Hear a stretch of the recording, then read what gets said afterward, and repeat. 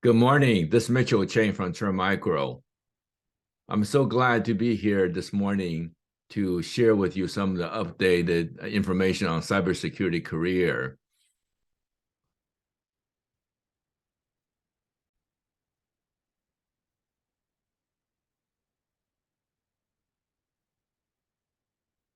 First, a little bit about myself. I have been in the technology industry all my career and have been in cybersecurity industry for about 20 plus years. And I have been with Trend Micro for 19 years. And I spend bulk of my time at managing the customer technical support organization in Trend Micro. In recent years, I have taken on the responsibility of to help with our corporate social responsibility programs, such as education and outreach. And from a cybersecurity vendor's perspective, we're going through a lot of changes about every 10 years or so on the focus on the technology. For example, in the early days, we try to protect users from email hacks, and then the internet became a medium for virus or security issues. So we try to protect internet by producing various product security internet. And then in the more recent years, when the clouds started happening, we start securing our journey to the cloud.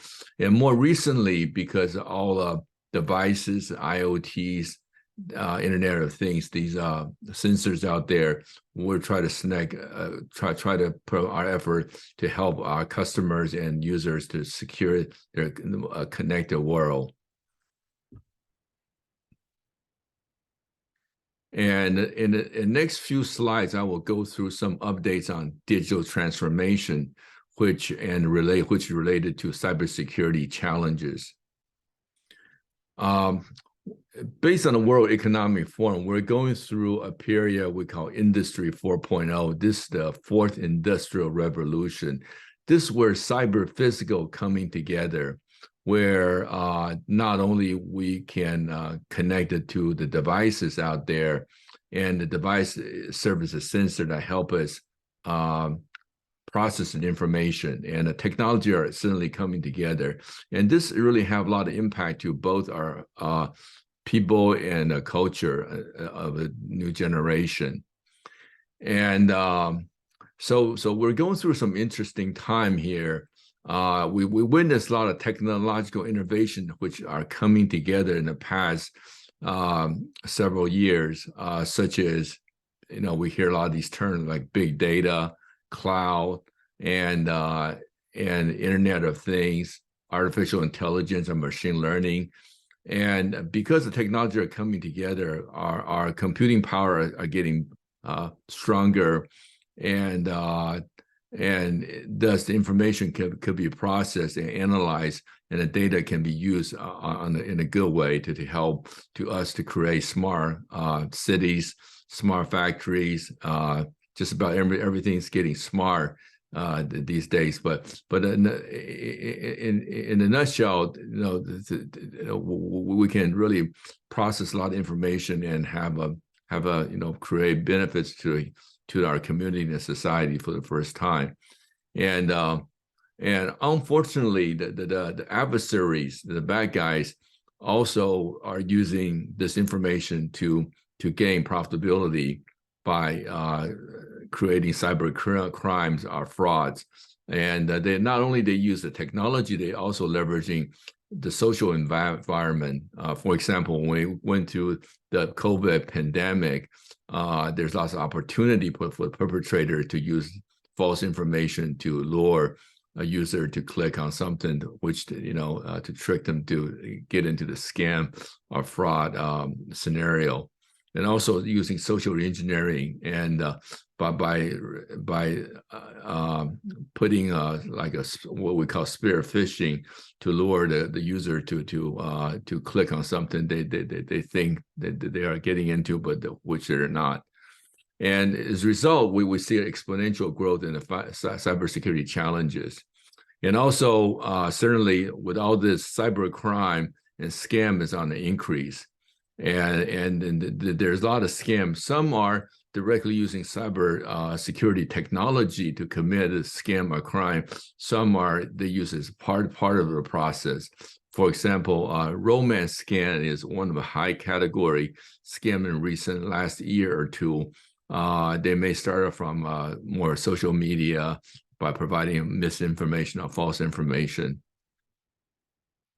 And on the industry side, we see a big shift from on-premise IT infrastructure operations into cloud and also security operations center, which we refer to as SOC.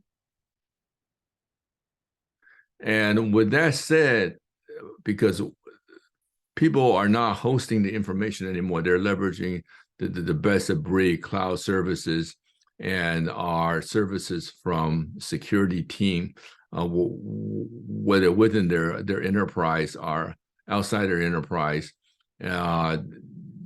And here's some of the challenges that they're facing. And for example, because we have a lot of information out there now, attack surface has been growing exponentially. What we mean by attack surface is just an opportunity area perpetrator can attack. For example, you have multiple mobile devices, and you have a lot of more user information you're storing now, and plus because of big data, artificial intelligence, we want to analyze a lot of more data, and the other area is risk and trust, and so the IT or IT security management from the Chief Information Security Officer's perspective, that they start managing risk, and if you put enough investment to protect your network, you can always stop the perpetrator, but it's a trade-off decision they will have to make. How much time you spend in a particular area, and what area may possess the highest risk factor. And with all that said, last but not least, there's just so much information out there, and it's very challenging because when we come to the cybersecurity product, everything when it emerges, they're a separate product. That they're not what we call silo solution. So they're not really talking to each other. For example, firewall protects the perpetrator from coming into your network, and you may have an email security tool and try to filter out spam and phishing emails, and so that's also another challenge industry is facing today. And again, some of the challenge for risk management, it's just too much information and not enough visibility, and also we start using software as a service more now on the web platform, and so there's a lot of more application, and also your data is everywhere, and often in industry we refer to this as a zero trust, where traditionally you have a firewall, you have a corporate office where you go to work, everything is secure, and for remote users they'll connect via VPN. But now your application itself, something like if you use a Salesforce.com or Workday, these applications, and its data reside outside your corporation's firewall. So that's when we think about, as a vendor, when we think about security strategy, we'll have to think differently. And this picture just an example how Trend Micro see it. When we feed in our on the bottom, there are different product families that we create to secure our client, our customers, and how do we connect the dots, and by feeding information into a central platform console, and also provide potentially managing and detection response services. And not only corporations going through the challenge, but individual user, which could be a corporate user. At the end of the day, you're still a consumer person that using a laptop computer. There's also quite a bit of challenge we have, because we find most users until recently are not have a strong knowledge of what's happening.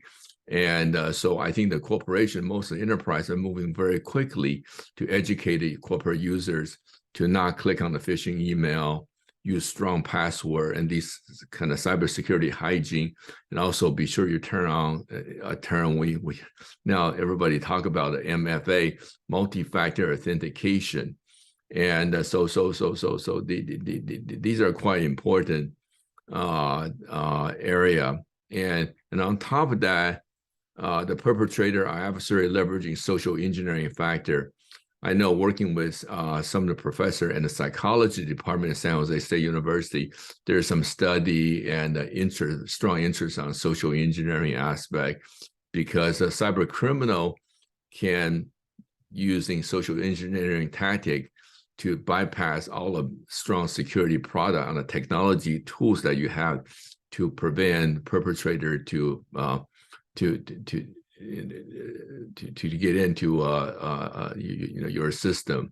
And the one example of that is something we call business email compromise, or BEC. And there's just a lot of things that are happening in the social realm. And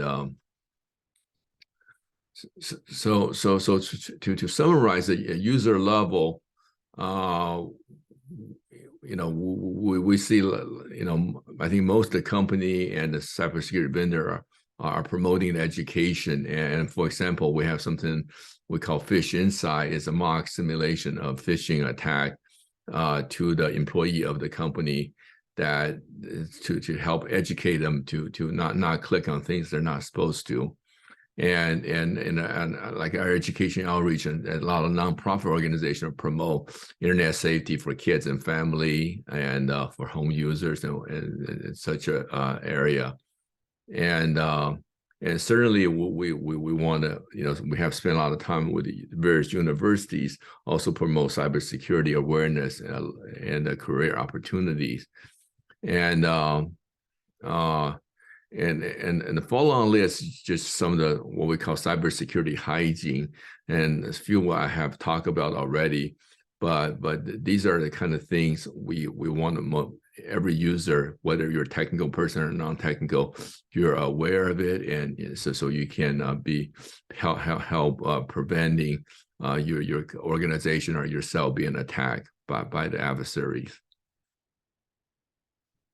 So I think with all the increase in cyber crime and the risk factor in cybersecurity, the job opportunity certainly is growing very rapidly in the United States.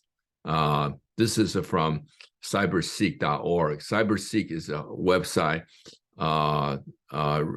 owned by NIST. They have the National Institute of Standard Technology. They have a group called NICE, which is National Initiative for Cybersecurity Education. They have hosted this site. They basically collect business intelligence information on all the job openings, and also they outline, from their perspective, what kind of certification most likely the job will requires, and also various universities around the country that offer cybersecurity classes. This is actually a very good information source if you're interested in cybersecurity career. And nevertheless, company like Trend Micro, we're a cybersecurity vendor.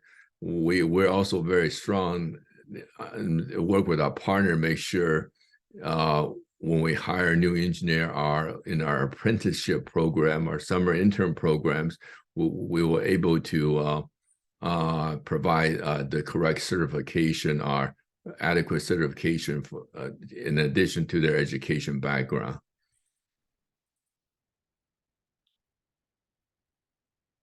So to summarize my brief talk this morning, on the cybersecurity challenges, we will continue to see the digital transformation, something like what we refer to as Industry 4.0. There's a lot of more IoT devices, Internet of Things devices, whether they're industrial IoT or home IoT. There's a lot of more smart devices.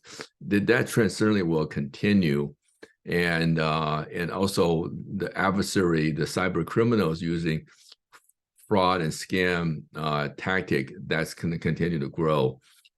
Human factors, social engineering will continue to be used, and the whole thing is driven by the financial factor of these motivated adversaries.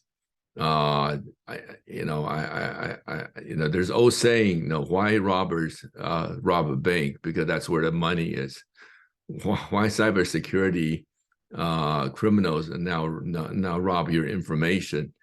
They're stealing the information because that's where the money is today. And on the cybersecurity career opportunity wise, in the United States alone, there's on the statistical data, there's 700,000 plus jobs available today. And I kind of share with you our latest cybersecurity platform when we try to handle the challenges that the CISO are seeing out there, and also home users are seeing out there. And I think one of the key, we as a group, a community, we need to work together to educate our friends in the community on overall awareness on cybersecurity. And one thing I didn't really mention too much, the role and skill set requirement for cybersecurity jobs. If you look at the cybersec.org, even though a lot of them are technical oriented, but you don't have to be a technical person to work in the cybersecurity industry. There's a vendor like Micro. We would certainly have a lot of people work in the cybersecurity area, but not technical focus.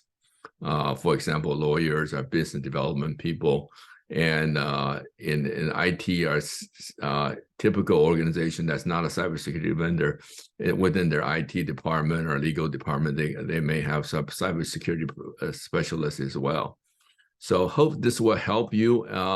And this is a quick summary from our perspective on the latest cybersecurity career opportunities. Thank you. Have a good day.